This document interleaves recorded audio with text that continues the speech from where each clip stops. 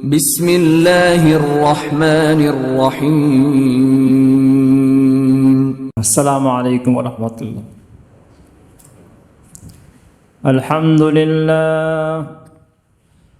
الحمد لله نحمده ونستعينه ونستغفره ونؤمن به ونتوكل عليه ونعوذ بالله من شرور أنفسنا ومن سيئات أعمالنا. من يهده الله فلا مضل له ومن يضلله فلا هادي له، ونشهد أن لا إله إلا الله وحده لا شريك له، ونشهد أن سيدنا وشفيعنا وحبيبنا ومولانا محمدا عبده ورسوله. أما بعد، فأعوذ بالله من الشيطان الرجيم. بسم الله الرحمن الرحيم. قول معروف ومغفرة خير من صدقة يتبعها أذى، والله غني حليم. صدق الله العظيم. শ্রদ্ধেয় সম্মানীয় দিনদার ইমানদার ভাই সকল, আল্লাহ রাব্বুল আলামিন আমাদের প্রত্যেককে পবিত্র জুমার দিনে জুমার নামাজকে কেন্দ্র করে মসজিদে আসার তৌফিক দান করেছেন, তাই শুকরিয়া স্বরূপ বলি আলহামদুলিল্লাহ। আল্লাহ সুবহানাহু ওয়া তাআলা পৃথিবীর প্রত্যেকটা মানুষকে সৃষ্টি করেছেন এবং সেই মানুষের মধ্য থেকে আবার আম্বিয়া আলাইহিমুস সালাতু ওয়াস সালামকে সৃষ্টি করেছেন। পৃথিবীর মধ্যে যাবতীয় যা কিছু আমরা চোখে দেখতে পাচ্ছি, এই যত প্রকার সৃষ্টিজীব, এই সমস্ত কিছুর পিছনে আল্লাহ রাব্বুল আলামিনের কোনো না কোনো উদ্দেশ্য আছে। আল্লাহ সুবহানাহু ওয়া তাআলা উদ্দেশ্যহীন কোনো একটাও কাজ করেননি। মানব এবং দানব এছাড়াও যা কিছু সৃষ্টি করেছেন, এর পিছনে তিনার উদ্দেশ্য আছে। আর আল্লাহ সুবহানাহু ওয়া তাআলা এই পৃথিবীকে পরীক্ষার জন্য সৃষ্টি করেছেন। এটা পরীক্ষার হল। এইখানে প্রত্যেকটা মানুষকে আজাদ ছেড়ে রাখা হয়েছে। কোনো মানুষ এখানে যদি আল্লাহকে মানে, রসুলকে মানে, 5 ওয়াক্ত নামাজ আদায় করে, হজ করে, যাকাত দেয়, তাকে পৃথিবীতে কোনো মানুষ পুরস্কার দেয় না যে আপনি আজকে জুমার নামাজ পড়লেন, নেন আপনাদের জন্য উপহার, এটাই আপনার যাবতীয় ইবাদতের পুরস্কার। না, 9 মাসে 6 মাসে কেউ খুশি করে কিছু দেয়, সে পরের কথা, কিন্তু ইবাদতের পরিপূর্ণরূপে এর পুরস্কার পৃথিবীর বুকে নাই। অনুরূপভাবে কোনো মানুষ যদি আল্লাহ এবং রসুল সাল্লাল্লাহু আলাইহি ওয়াসাল্লামের বিধানের অস্বীকার করে অথবা অমান্য করে, শয়তানি ওয়াসওয়াসা এবং ধোঁকায় পড়ে যেমন ইচ্ছা চলে, চুরি করছে, ব্যভিচার করছে, মিথ্যা কথা বলছে, যখন যা ইচ্ছা তাই করছে, তো তার পরিপূর্ণ শাস্তির জন্য পৃথিবীতে কোনো প্রকার এমন কোনো জেলখানা নাই যেখানে কোনো মানুষের পরিপূর্ণ তার শাস্তি দেওয়া হবে, কোনো নাই। উদাহরণস্বরূপ একটা মানুষ 100টা মানুষকে হত্যা করেছে, 100 জনের পরিবার বিচার চায়। তো প্রথম যাকে হত্যা করেছিল তাকে বলা হলো, ঠিক আছে, তোমার পরিবারের পক্ষ থেকে একে একবার হত্যা করা হোক, করে দেওয়া হলো। সে মানুষ তো মারা গেল। এখনো 99 জন মানুষের পরিবার বলছে যে ও তো একটা মারেনি, ও তো 100টা জান নিয়েছে, তো একটাই এখন বদলা হলো, এখনো 99টা বাকি। সবাই বলবে যে আর কিছু করার নেই, শেষ। তার মানে এই পৃথিবীতে কেউ যদি মনে করে জানে মেরে দেবো, শেষ করে দেবো, তাহলেও বেশি বেশি একটাই জান নেবে। এখনো 99টা পরিবার তাকিয়ে থাকবে যে আমাদের বদলা কোথায়। তাহলে দুনিয়ার মধ্যে কোনো পাপেরও বিচার নেই পরিপূর্ণ, আর কোনো নেকিরও পরিপূর্ণ পুরস্কার এখানে কেউ দিতে পারবে না। আল্লাহ সুবহানাহু ওয়া তাআলাই একমাত্র তিনার সিস্টেমের মধ্যে এটা আছে যে পৃথিবীর বুকে প্রত্যেকটা ইবাদতকারীকে তার ইবাদতের পুরস্কার দান করবেন, এবং প্রত্যেকটা পাপিষ্ঠ মানুষের তার পাপের মাত্রা অনুযায়ী তার কেমন কার কি শাস্তিরূপ হওয়া দরকার, এটা একমাত্র আল্লাহ রাব্বুল আলামিনের আদালত বিচার ব্যবস্থার মধ্যেই সম্ভব। এছাড়া কোনো পৃথিবীর মানুষের ক্ষমতা নাই। আর সেই আল্লাহ রাব্বুল আলামিনের বিচার ব্যবস্থার সিস্টেমটা বোঝার মানুষের মধ্যে পরিপূর্ণ তো ক্ষমতা নাই, কিন্তু যতটুকু ক্ষমতা আছে ততটুকুর জন্য আল্লাহ রাব্বুল আলামিন আমাদেরকে কোরআন দিয়েছেন। কোরআনে কারীম দ্বারা আমাদেরকে বুঝিয়েছেন পাপের কি শাস্তি আর পুণ্যের কি উপহার, কি সওয়াব। যদিও আল্লাহ রাব্বুল আলামিনের জান্নাত কত সুন্দর আর জাহান্নাম কত কঠিন, এটা কেউ কোরআনে কারীম পড়ে নেওয়ার পরে পরিপূর্ণ অনুভব করার মানুষের ক্ষমতা নাই। কি করে হতে পারে ক্ষমতা? সে তো গায়েব। যে মানুষ জীবনেও বিদেশের কোনো ফল, এমন ফল যেটা আমাদের দেশে নাই, খায়নি, তাকে যদি 10 দিন ধরে বোঝানো হয় একটা ফল এরকম গো চাইনিজতে পাওয়া যায়, একটা এমন ফল আফ্রিকার জঙ্গলে পাওয়া যায় গো, আর বলুন সৌদি আরবের একটা এমন খেজুর সেরকম এরকম হয় গো, 10 দিন ধরে বুঝিয়ে দিল, তাকে যদি বলা হয় তুমি মুখে স্বাদ পেয়েছো, সেগুলো কিছুই বুঝতে পারলাম না। হ্যাঁ বুঝতে পারছি এরকম কালো মতন, তো মতন করে করেই তো হলো, আসল চিত্র আসল রূপটা তো আমি বুঝতে পারছি না।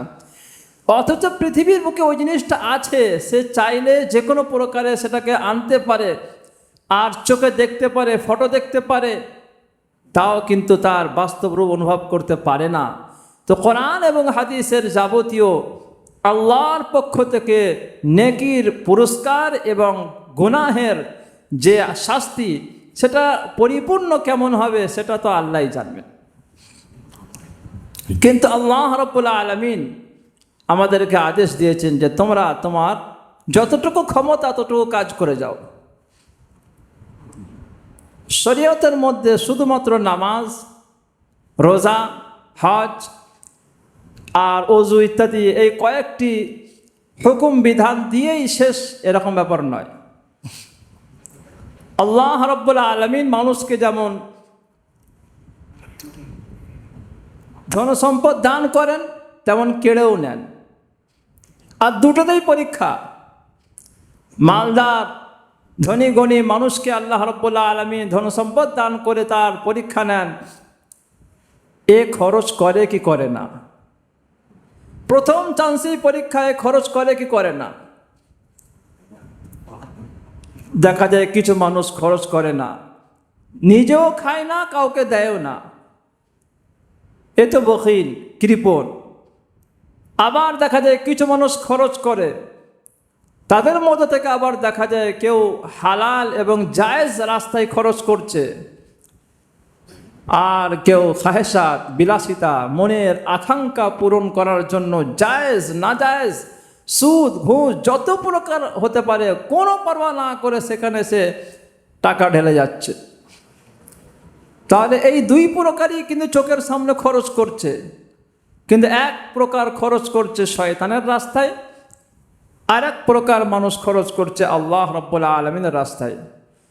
সাধারণভাবে মানুষ বলবে যে মানুষটা আল্লাহর রাস্তায় খরচ করছে এই মানুষটাই উত্তম, তার তুলনায় যারা নাজায়েজভাবে গান বাজনা করার জন্য নর্তকীকে ডেকে আনছে পয়সা দিয়ে, মেলা লাগাচ্ছে, সেখানে ইচ্ছা মতন গান বাজনা করবে, অথবা বিভিন্ন রূপে নাজায়েজ ব্যবসায় পয়সা লাগাচ্ছে, জুয়া খেলছে, ইত্যাদি ইত্যাদি, তো এদের তুলনায় তো এই ব্যক্তি বেশি উত্তম যারা আল্লাহর রাস্তায় খরচ করছে।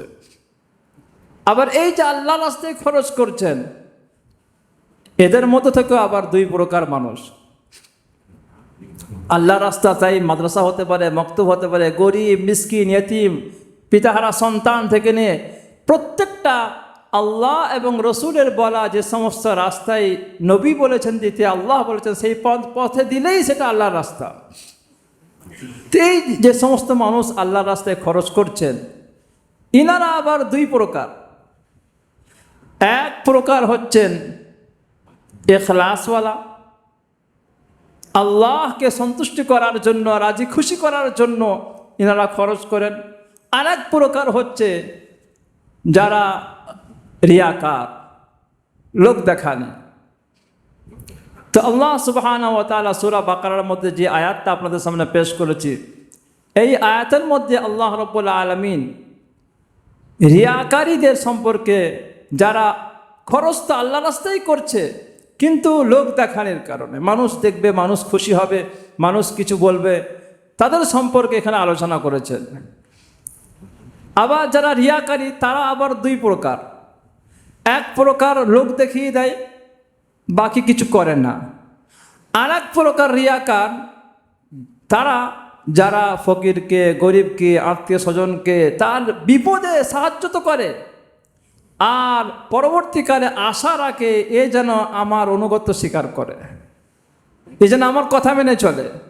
আর যদি না মানে প্রত্যেকটা পদে পদে বলবো, এই মনে নাই তোর কি অবস্থা হয়েছিল, তুই তো মরে যাচ্ছিলিস, আমি পয়সা দিয়ে সাহায্য করলাম বলে তুই বাঁচলি, আমি টাকা দিলাম বলে তোর গোষ্ঠী উদ্ধার হলো, তুই কেসে ফেঁসে গিয়েছিলিস, আমি এগিয়ে আসলাম বলে তুই বাঁচলি, তোর টাকা ছিল না, তোর বাড়িতে খাবার শেষ হয়ে গেছিল, আমি না দিলে হয়তো না খেয়ে মরে যাত। এই যে কথাবার্তা, সে কিন্তু বলছে না যে আমি লোক দেখানি খরচ করছি, সে বলছে আমি আল্লাহর জন্যই করেছি, কিন্তু এখন তুই আমার কথা মানছিস না কেন। এই যে মেজাজ, এটাকে সাধারণত যারা বলে তারা মনে করে না এটা ইখলাস বিরোধী নয়, আমি আল্লাহর জন্যই খরচ করেছি, কিন্তু আমার তো একটা আশা আছে, একে যে আমি দিলাম সে আমার কথা মানবে না। তো আল্লাহ তাআলা বলছেন যে খরচ করার পরে এই জাতীয় কথাবার্তা বলার চাইতে কিছু যদি না দিতে এটাই বেশি ভালো ছিল। এরাম খরচ করার চাইতে না দেওয়া ভালো। তুমি কিছু দেবে না আর খালি এতটুকু বলে, ভাই আমার কাছে টাকা পয়সা বেশি নাই, তুমি আমাকে মাফ করো, বলছে এইটা বেশি উত্তম। কেমন সদকার চাইতে? যেই সদকা খায়রাতের পরে মানুষের মধ্যে দুটি জিনিস চলে আসবে। কি কি? আল্লাহ তাআলা বলছেন, কাউলুম মা'রুফুন ওয়া মাগফিরাতুন খায়রুম মিন সাদাকাতিন ইয়াতবাউহা আযা।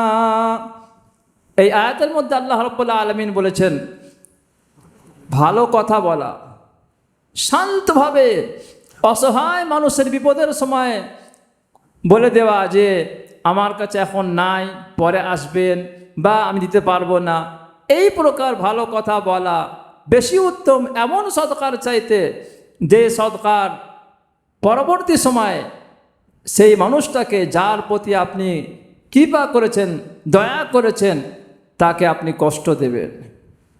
কষ্ট দেওয়া, এই কষ্টদায়ক কাজ করার চাইতে বেশি উত্তম আপনি তাকে নম্র ভাষায় কথা বলে দেন।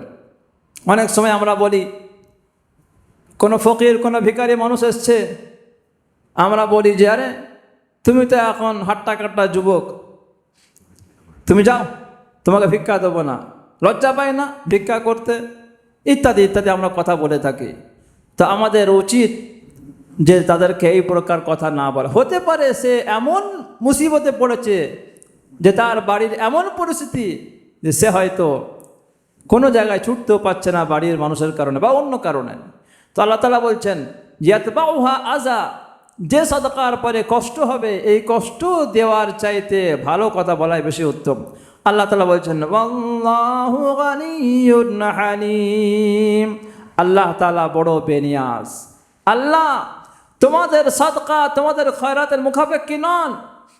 আল্লাহ তো পরীক্ষা নিচ্ছেন দেখি তোমার অবস্থা কি হয়।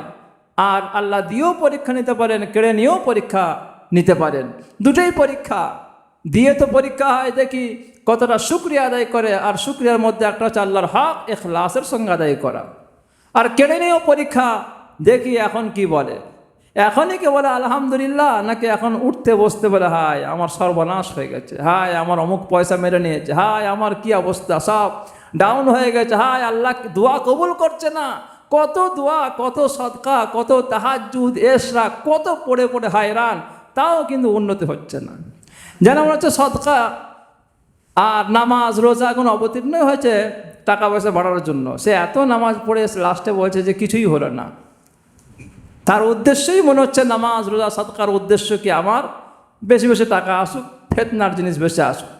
তো আল্লাহ বলছেন আল্লাহু গানি, আল্লাহ বড় বেনিয়াজ, হালিম, আল্লাহ বড় ধৈর্যশীল, বড় সহিংসু। তোমাদের এই যে চরিত্র দেখে সঙ্গে সঙ্গে আল্লাহ গজব আযাব দিয়ে তোমাদেরকে ধ্বংস করছেন না, এর চাইতে বড় ধৈর্যশীল জাত কে হতে পারেন? আল্লাহ চাইলে তো এক মুহূর্তে ভূমিকম্প দিয়ে শেষ করতে পারেন, তাও করছেন না।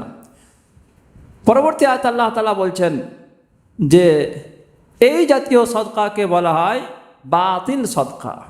আর এই বাতিল বেকার সদকা করা থেকে আল্লাহ তাআলা নিষেধ করছেন। আল্লাহ বলছেন ইয়া আইয়ুহাল্লাযীনা আমানু লা তুবতিলু সাদাকাতিকুম বিল মান্নি ওয়াল আযা। ইয়া আইয়ুহাল্লাযীনা আমানু, ঈমানদারদেরকে বলছেন এখানে যে হে ঈমানদাররা, হে মুমিনগণ, লা তুবতিলু সাদাকাতিকুম বিল মান্নি ওয়াল আযা, তোমরা তোমাদের সাদকা যাকাত খায়রাত ফিতরা চাইছে আপনি আপনার নিজের ভাইকে দেন, নিজের পড়োশিকে দেন, অথবা মুসাফিরকে দেন, অথবা পিতাহারা সন্তানকে, কিংবা কোনো যে কোনো উপায়ে আল্লাহর রাস্তায় দান করেন, মাদ্রাসায় দেন, মক্তবে দেন, যে কোনো পন্থায়। লা তুবতিলু, বেকার করো না, নষ্ট করো না। নষ্ট কেমন করে হবে? দুটি কাজ করলে। প্রথম হচ্ছে বিল মান, মান কৃপা করে দয়া করে সেই দয়াটাকে বলে বেড়ানো যে আমি দিয়েছি, আমার জন্য তোর অবস্থা এত ভালো, 20 বছর আগে তো তোর বাপ মরে গিয়েছিল, আমি পাশে ছিলাম বলে তবেই আজ তোর বিজনেসটা এত সুন্দর জায়গায় দাঁড়ালো, অমুক বছরে তো তোর দোকানে আগুন ধরে গিয়েছিল, আমি পাশে দাঁড়ালাম, আমার নিজের মাল তোকে দিলাম বলে তোর অবস্থা ভালো হলো। বা যে কোনো পন্থায় বলে বেড়ানো, এটাকে আল্লাহ বলছেন এই প্রকার প্রথম কাজ যদি কারোর মধ্যে থাকে, বুঝতে হবে এত কষ্ট করে আপনি তার পিছনে নিজের টাকা পয়সা দান করলেন কিসের জন্য? নেকি পাওয়ার জন্য? তো নেকিটাই বরবাদ, বেকার, না দুনিয়াহি মিনা না আখিরাত, কিছুই পাওয়া গেল না। দ্বিতীয় কাজ হচ্ছে ওয়াল আযা। আযা মানে কষ্ট দেওয়া। মুফাসসিরগণ বলছে একটা কষ্ট হচ্ছে মৌখিকভাবে এমন কথা বলা যাতে কষ্ট পাবে, যেমন আরে তোর অবস্থা আমি ভালো করে দিয়েছি, তোর নেয়ামত যা কিছু দেখছি সব তো আমারই দেওয়া রে, তুই আবার অহংকার কি শেষ করে, এইরকম কথা। আর একটা হচ্ছে আযা, কষ্ট দেওয়া, এটা যে আপনি তাকে মৌখিকভাবে কিছু বলছেন না, কিন্তু আপনার চাল চলন এমন হয়ে গিয়েছে যে সর্ব অবস্থায় যে কোনো মানুষ বুঝতে পারছে যে আপনি যার প্রতি দয়া করেছেন, কৃপা করেছেন, যার বিপদে সহযোগিতা করেছেন, সেই মানুষটা আপনার কোনো কথা না শোনার কারণে আপনি তার কাছ থেকে শুধু এড়িয়ে যাননি, বরং আপনি তাকে এমনভাবে পেরেশান করতে চান যেন কেউ মানুষ বুঝতেও না পারে, আর সেই ব্যক্তি যেন পদে পদে যেন পেরেশান হয়, চাই তার বিরুদ্ধে আপনি চক্রান্ত করুন, পার্টির অথবা গুন্ডা নিয়ে আনুন, অথবা নিজের কোনো দাপট তারপর চালান, অথবা নিজের কোনো রকম তার দাপট চালাচ্ছেন, কিন্তু আপনি ডাইরেক্ট বলছেন না কিছু, তাহলে বুঝতে হবে এই সমস্ত মানুষ যারা আপনার কাছ থেকে কৃপা নিয়েছেন, দান নিয়েছেন, যদি তিনারা আপনার কাছ থেকে কোনো প্রকার এমন আচরণ পায়, মুফাসসির বলছেন এটাও এক প্রকার আযাব, কষ্ট দেওয়া। তাহলে বোঝা গেল দান খয়রাত কবুল করার জন্য হওয়ার জন্য 1 নম্বর শর্ত হচ্ছে ইখলাস। আর আমলের দিক থেকে দুটো কাজ ছাড়তে হবে। প্রথম কাজ হচ্ছে আলমান, মানুষের সামনে বলা যাবে না, আর দ্বিতীয় কষ্ট দেওয়া যাবে না। এখন প্রশ্ন হচ্ছে যে কোনো অবস্থাতেই বলা যাবে না, এর উত্তর হচ্ছে অন্য আয়াতে আল্লাহ তাআলা বলেছেন যে একটা ক্ষেত্রে বলা যাবে। কখন? সেখানে উদ্দেশ্য কষ্ট দেওয়া নয়। উদ্দেশ্য কি? একটা মানুষ যাকাত দিচ্ছে না, আপনি তাকে বললেন ভাই তুমি যাকাত দাও, চলো তোর যাকাত দিয়ে কি হবে সব, তখন আপনি বলেন দেখো আমারও একটা আত্মীয় ছিল, সে বেচারা খুব পেরেশান ছিল, বা আমার সামনে একটা মাদ্রাসা ছিল, তারা খুব পেরেশান ছিল, তাদের একটা মাদ্রাসার আমি একটা এই কাজ করেছি, বা আমার অমুক আত্মীয় এই করেছি, মাশাআল্লাহ তার মাদ্রাসায় এত ছাত্র হয়ে গেছে, এখন সদকা জারিয়া, আশা করি আমি সওয়াব পাচ্ছি, আপনিও যদি দেন আপনিও পাবেন। বা আমার অমুক আত্মীয় পুরো ঘর বাড়ি তার পড়ে গিয়েছিল, সে এখন মাশাআল্লাহ তার উন্নতি হয়েছে, তো আমি আশা করি যে সেই সময় আমি তার পাশে দাঁড়ালাম বলে তার এই হলো, তা আমি আশা করি তার সওয়াবটা আপনারও একজন অমুক পেরেশান হাল, তা আপনি তার যদি পাশে দাঁড়ান তাহলে আপনিও সওয়াব পাবেন। তাহলে এই যে বলাটা হলো, এটা কিন্তু যাকে দান করেছেন তাকে শুনিয়ে হলো না, বরং অন্য ব্যক্তিকে শোনাচ্ছেন, তাকে তারগীব দেওয়ার জন্য, উৎসাহিত করার জন্য, সেও যেন আপনার মতন ভালো কাজে অংশগ্রহণ করে। তাহলে এই প্রকার বলা চলবে, কিন্তু কষ্টদায়ক বলা চলবে না। আল্লাহ তাআলা আগে বলছেন যারা এই দুটো কাজ করে তারা কেমন? কাল্লাযী ইউনফিকু মালাহু রিআআন নাস। এই দুটো কাজ যারা করে তারা এমন যেমন তারা যারা মানুষকে দেখাবার জন্য রিয়াকারী, লোক দেখানি সদকা করে। তাহলে বোঝা গেল কেউ মুখে বলছে না যে আমি রিয়াকারি করছি, বলছে আমি ইখলাসের সঙ্গে আল্লাহকে খুশি করার জন্য। তো এটা বলতে হয়, না বললে তো সুবিধা হবে না, ওই জন্য একটু বললাম। বুঝলেন না? এই প্রকার বললেও এ তেমন যেমন ইউনফিকু মালাহু রিআআন নাস, যারা মানুষকে দেখাবার জন্য সদকা করে, তাহলে এটাই রিয়াকারি। সে বলছে না কিন্তু আমি রিয়াকার, কিন্তু তার এই কাজটাই রিয়াকারি। আর কার মতন? আরও মারাত্মক কথা বলছে আল্লাহ তাআলা যে এই প্রকার মানুষ এমন যেমন ওয়ালা ইউমিনু বিল্লাহি ওয়াল ইয়াউমিল আখির, এরা তেমন যেমন আল্লাহ, যেমন তারা যারা আল্লাহকে বিশ্বাস করে না, পরকাল বিশ্বাস করে না।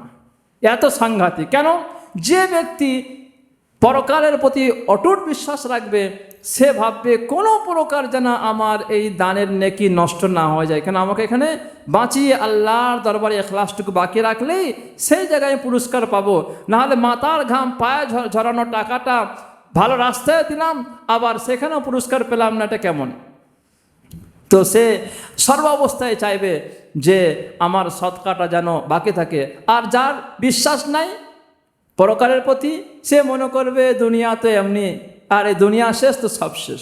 তো কাফের মুশরিকদের মতন এর আচরণ হলো, যদিও এ কাফের হবে না, কেননা এই কাজটা কোনো কুফরি কাজ নয়, কিন্তু আমলটা কুফরি। আল্লাহ তাআলা আগে আরও বলছেন যে দ্বিতীয় উদাহরণ হচ্ছে ফামাসালুহু কামাসালি সাফওয়ানিন আলাইহি তুরাবুন ফাআসাবাহু ওয়াবিল। আল্লাহ বলছেন দ্বিতীয় উদাহরণ হচ্ছে যারা মানুষকে দান করে, কৃপা করে, এহসান করে আবার বলে বেড়ায় এবং কষ্ট দেয়, এরা এমনই যেমন ফামাসালু কামাসালি সাফওয়ান। আল্লাহ বলছেন কোন একটা পরিষ্কার পরিচ্ছন্ন খুব সুন্দর একটা মার্বেল পাথর আছে, আলাইহি তুরাব, আর সেই মার্বেল পাথরের উপরে আপনি কিছু মাটি রেখে দিলেন। মাটি রাখার পরে একেবারে আপনি মাঠের মাঝখানে রেখে দিলেন বা কোনো ফাঁকা জায়গা রাখলেন। হঠাৎ কি হলো? ফাসাবাহু ওয়াবিল, প্রবল বৃষ্টি শুরু হলো, বিশাল বৃষ্টি হয়ে বৃষ্টির চোটে ওই মাটির উপরে যখন পড়লো, ফাতারাকাহু সাল্লা, এত জোরে বৃষ্টি হয়েছে সমস্ত মাটিগুলো সরে গিয়ে পাথরটা স্পষ্ট পরিষ্কার পরিচ্ছন্ন হয়ে গেল, আর মাটির কোন একটাও কোনা পড়ে নাই। আল্লাহ বলছেন তোমাদের দান খয়রাত যেগুলো সেগুলো যেন একটা মাটি, আর তুমি যে ইখলাসের সঙ্গে দিচ্ছ, তোমার ইখলাস, তোমার অন্তর, এটা যেন তোমার একটা পাথর। তাতে তুমি দেখেছো সদকা দান করেছো এই নিয়তের সঙ্গে যে আল্লাহর জন্য দিচ্ছি। তারপরে ফাসাবাহু ওয়াবিল, প্রবল বৃষ্টি শুরু হলো। তোমার যে এই আচরণ ব্যবহার, এই কষ্ট দেওয়া, বলে বেড়ানো, এখানে হচ্ছে প্রবল বৃষ্টি হচ্ছে তোমার। আর এর ফলে কি হলো, তোমার এত চরিত্র খারাপ হয়ে গেল। ফাতারাকাহু সাল্লা, আস্তে আস্তে মাটির একটা অংশ নেয় সব ধুয়ে মুছে শেষ। তো তুমি পাথরের উপরে কিছুই পাবে না, ঠিক তদ্রূপ পরকালে তোমার কোনো স্বভাব পাওয়া যাবে না। লা ইয়াকদিরুনা আলা শাইইম মিম্মা কাসাবু, আল্লাহ বলছেন ঠিক এই সমস্ত মানুষ তারাও পরকালে কিন্তু পৃথিবীর বুকে যা কিছু আমল করেছিল, মা কাসাবু, নামাজ রোজা তাসবিহ তেলাওয়াত, যেমন তারা ইখলাসের সঙ্গে না করলে বেকার হয়ে যায়, তেমন তাদের খরচ যা কিছু করেছিল এই সমস্ত দিনের রাস্তার খরচ করাও লা ইয়াকদিরুন, এর কোনো সওয়াব সে পাবে না, পাবে না। ওয়াল্লাহু লা ইয়াহদিল কওমাল কাফিরিন, আল্লাহ বলছেন তোমাদের এই চরিত্র যেহেতু কাফেরদের মতন, আর কাফেররা কেমন জানো, ওয়াল্লাহু লা ইয়াহদিল কওমাল কাফিরিন, আল্লাহ তাআলা কাফের জাতিকে রাস্তা দেখান না, হিদায়াত দেখান না, হিদায়াতের পথ দেখান না, কেননা তারা অস্বীকারী, আল্লাহকে মানে না, রসুলকে মানে না। তাহলে বোঝা গেল যে আমরা যে সমস্ত ভালো কাজ করব, যে কোনো কাজ করি না কেন, বিশেষ করে মানুষ যে সমস্ত মানুষের প্রতি উপকার করে, এই উপকার করার পরে কেবলমাত্র ভাবতে হবে যে আল্লাহ রব্বুল আলামিনের কৃপা এবং ইহসান এবং দয়া হয়েছিল বলেই তবেই আমরা এই কাজটা করতে পারলাম, নাহলে পারতাম না। আর মানুষের মধ্যে থেকে যত মানুষ আল্লাহর রাস্তায় খরচ করে, আল্লাহ তাআলা বলছেন ওয়ামা বিকুম মিন নি'মাতিন ফামিনাল্লাহ, ওমা বিকুম মিন নি'মা, হে মানব জাতি, চাই এতে গরিব হোক ধনী হোক, প্রত্যেকটা মানুষকে বলা হচ্ছে তোমাদের শরীরে, তোমাদের আশেপাশে, তোমাদের যাবতীয় যত নিয়ামত আছে এ সব নিয়ামত কে দিয়েছেন? ফামিনাল্লাহ, সব আল্লাহ দিয়েছেন। আশ্চর্য বিষয় এটাই যে আল্লাহ রাব্বুল আলামিন মানুষকে সব নিয়ামত দান করেছেন। সব নিয়ামত দান করার পরেও প্রত্যেকটা রাত্রে গভীর রজনীতে আল্লাহর পক্ষ থেকে ফেরেশতাদের মাধ্যমে আল্লাহ ঘোষণা করান, আছো কেউ এমন বান্দা যে ক্ষমা প্রার্থনা করবে, আমি তার গুনাহ মাফ করব। আছো কেউ যে রুজি রোজগার দরকার, আমি তাকে রুজির ব্যবস্থা করে দেবো, আলা কাজা ওয়া কাজা, আছো কি এমন এমন ঘোষণা চলে। এত দান করার পরেও ঘোষণা করে, তাহলে বোঝা গেল প্রত্যেকটা মানুষই আল্লাহর মহতাজ, আল্লাহর পক্ষ থেকেই আল্লাহ তাআলা নিয়ামত দান করেছেন। ওই জন্য আল্লাহর নিয়ামতের প্রতি শুকরিয়া আদায় করা। আল্লাহ বলছেন লা ইন শাকারতুম লা আযীদান্নাকুম ওয়া লা ইন কাফারতুম ইন্না আযাবী লাশাদীদ। লা ইন শাকারতুম লা আযীদান্নাকুম, যদি তোমরা শুকরিয়া আদায় করো, নিয়ামতের কদর করো, তাহলে তোমাদের নিয়ামত বাড়িয়ে দেব। তো যেমন নিয়ামতের শুকরিয়া হচ্ছে ইখলাসের সঙ্গে সদকা করা, ঠিক তদ্রূপ নিয়ামতের শুকরিয়া হচ্ছে অপচয় না করা, নষ্ট না করা। সাধারণভাবে মানুষ দেখা যায় যখন বেশি আল্লাহ পয়সা দান করেন, তখন মনে করে আমি জাকাতটা দিয়ে দিলাম, তারপরে বাকি পয়সায় আমি ফুজুল খরচে যা পারে তাই করতে পারি, আমার ইচ্ছা না, সেটাও তার ইচ্ছা নয়। প্রয়োজন ছাড়া বিনা প্রয়োজন যখন সদকা, যখন উল্টোপাল্টা খরচ করে, তখন তার জীবনের শেষ মুহূর্তে একটা এমন সময় আসে তার নিয়ামত সব আল্লাহ কেড়ে নেয়, সব কেড়ে নেয়, কিছুই থাকে না, কেননা অপ্রয়োজনীয় জিনিসে খরচ করেছে। ওই জন্য প্রয়োজনীয় ছাড়া ফুজুল এবং বেকার খরচ করা, এটাও হচ্ছে আল্লাহর নিয়ামতের নাকাদরি। ওই জন্য একজন সাহাবী রাসূল পাক সাল্লাল্লাহু আলাইহি ওয়াসাল্লামের কাছে এসে দরখাস্ত করেছিলেন, ইয়া রাসূলুল্লাহ, দোয়া করুন যেন আমি মালদার হতে পারি। লম্বা ঘটনা, এখানে সময় নাই, সময় শেষের দিকে। তো সারমর্ম হচ্ছে, হুজুর বললেন কালিলুন তুআদ্দা শুকরুহু খায়রুম মিন কাসীরিন লা তুতীকুহু। অল্প নিয়ামত যদি আল্লাহ দেয়, তার প্রতি তুমি শুকরিয়া আদায় করো। অল্প নিয়ামতের প্রতি শুকরিয়া আদায় করা বেশি উত্তম মিন কাসিরিন, এমন বেশি নিয়ামতের চাইতে বেশি উত্তম যে নিয়ামত বেশি হওয়ার কারণে লা তুতিকুহু, তুমি বরদাস্ত করতে পারবে না। মাল বেশি হওয়ার কারণে সহ্য করতে পারবে না। যেমন খুব বেশি বিয়ে বাড়িতে বিরিয়ানি খেয়েছে, কি হয়, ভুক ভাগ করে ডেকুর উঠে, পেট ভুড়ুটকার আওয়াজ হয়, আর বারবার জ্যান্টাক র্যান্টাক খেয়েও বলছে হচ্ছে না। থামস আপ খাচ্ছে, ইসরায়েলদেরকে বেশি বেশি খুশি করছে, যাতে করে আর বেশি বেশি করে আমাদের ওখান থেকে মারতে মতো এখানে মারতে পারে, তবেই তো হুঁশ ফিরবে না। আমাদের তো মুসলমানদের অবস্থায় কেউ যদি বলে তোর দুশ্মন রে ইসরায়েল, বলছে না না, এত ঠান্ডা পানি দিচ্ছে, এত ঠান্ডা করছে, ভালোবাসে কত, কত মেহমানদারি করছে, সুন্দর সুন্দর ডিপে দিচ্ছে, কোন দিন বিষ মাখিয়ে দিলেও খেয়ে নেবো আমরা, এত আমরা ঘুমন্ত জাতি। তো বোঝা গেল যে এই পৃথিবীর বুকে আমাদেরকে সচেতন হতে হবে, কোরআন মানতে হবে, দান সৎকা করতে হবে, ফজল খরচি থেকে বাঁচতে হবে, এবং সর্বাবস্থায় ভাবতে হবে যে কোরআনে করিম হচ্ছে আমাদের সর্বাবস্থায় পথ দেখাবে, সর্বাবস্থায় পথ দেখাবে। রসুল পাক সাল্লাল্লাহু আলাইহি ওয়াসাল্লাম আমাদের জন্য নমুনা। লাকাদ কানা লাকুম ফি রাসূলিল্লাহি উসওয়াতুন হাসানা, অবশ্যই তোমাদের জন্য বিশ্বনবী রসুল পাক সাল্লাল্লাহু আলাইহি ওয়াসাল্লামের জিন্দেগিতে উত্তম নমুনা আছে। নবীজি সাল্লাল্লাহু আলাইহি ওয়াসাল্লামও কোনো অবস্থায় তিনি সচ্ছলতার সঙ্গে কাপড় পরিধান করেছেন, আবার এমনও হয়ে গেছে টানা 3টে চাঁদ পার হয়ে গেল, বাড়িতে কিছুই নাই। কোনো সময় নবীজি রেশমের চাদর ব্যবহার করছেন, আবার কোনো সময় এমন হয়েছেন বাড়িতে একটা মাদুরও নাই, এমনি চটে শুয়ে আছেন। কে চটে শোবে? বাদশাহ শোবেন কেউ?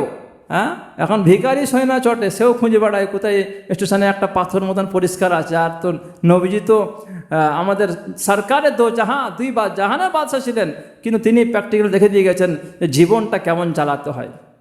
9টা স্ত্রী সর্ব অবস্থায় ছিলেন, কম বেশি 11টা তো সমষ্টি হবে, কিন্তু এত স্ত্রী সত্ত্বেও কোনো সময় এমন হয়েছে নাকি যে বিশাল মারপিট হচ্ছে, একদম সব সাহাবেরা দৌড়ে চাই কী হলো বিশাল, আর এখন একটা বউ সামলাতে পারছেন না মানুষ।